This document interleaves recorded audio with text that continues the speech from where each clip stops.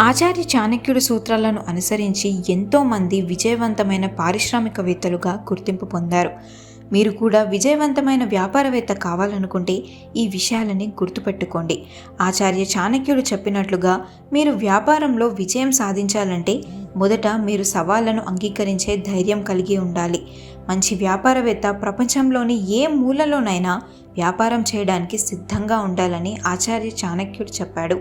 ఏ ప్రదేశమైనా పనిచేసి జయించగలిగే ఆశ ఉండాలి. అలాంటి వారు తమ పనిలో ఎల్లప్పుడూ విజయం సాధిస్తారు.